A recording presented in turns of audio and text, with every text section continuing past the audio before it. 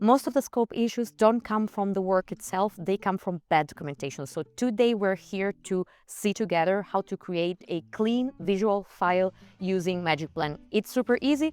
Let's start together with a brand new project. So we can take a photo of the outside of our house.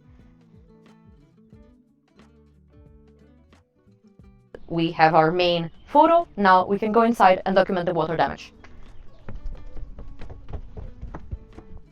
Okay, so we have some water damages in here.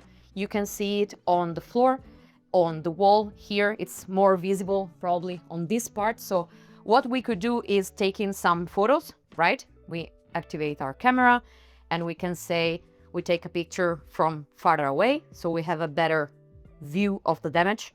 And we can go closer, take another photo, and we go really close and we take a third photo. So you can also see here that the wall, it's a bit detached from the other part. We go here on next. So now from this part, we can also add some markups. So we can say, okay, edit, and we could add an arrow to see, look, this is the part that needs our attention.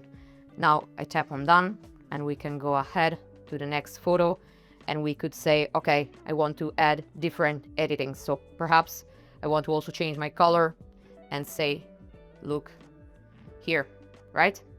So you can do like this on all your photos. Also, if you have something like sensitive data that you would like to hide, we have the option to use the redact feature. So you could hide something that's not relevant for you or that you want to hide, right? We save our changes, so you see that the photos have been attached here.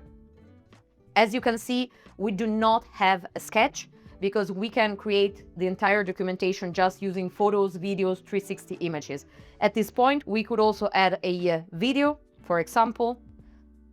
Let's do like this and we start. We can record up to 5 minutes in one catch. So here you can say, look, we have the water damages on the wall coming here from the bathtub. We have possibly some mold hidden under this part. We have to check if there are something, if the floor is also affected. And we can also do a full recording of the bathroom. Maybe later we also want to check if we have other areas that need our attention, right? So right now it looks like it's just that one part. So I can go on next and I have the quick video that I added for extra documentation, right? Let me grab the 360 camera and let's take a 360 photo.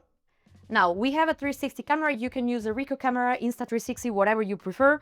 We tap on our plus on photos, camera, and we select the 360 option, right? It's connected already. If the camera is new and you didn't connect it yet, you simply have to tap on this little wheel and you can pair your camera. It takes 1 minute. Now, I don't need to touch the camera. I simply tap on the white dot.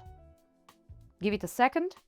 Perfect. The photo has been taken. As you can see here, I can tap on play and I can see the water damage. I can zoom in, zoom out, and it's perfectly visible. I stayed here because I wanted to show you that you can also edit the 360 photos. So for example, if you wanna hide faces, you can redact the person that's visible in your photo, right? And everything is fine. So you will see the damage. And last but not least, you can also highlight the damage, for example, here. Done. Save.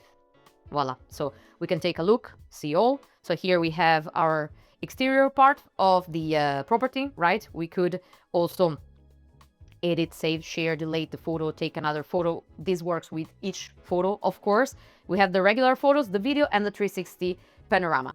From here, we can export our visual documentation with this arrow, and we can decide what we would like to export. It could be a web gallery, right? We could call it gallery 1, right? We could add a description, then we decide if we would like to show these options or maybe hide something, and we publish to the web. Give it a sec. Here we go. now we have our web gallery that's interactive. So once you share it with your colleagues, clients, everyone will be able to interact with your documentation. As you can see, the video is playing and everything is opening correctly. We can also export a regular PDF with our photos. It will also be interactive. We call it Gallery 2, right?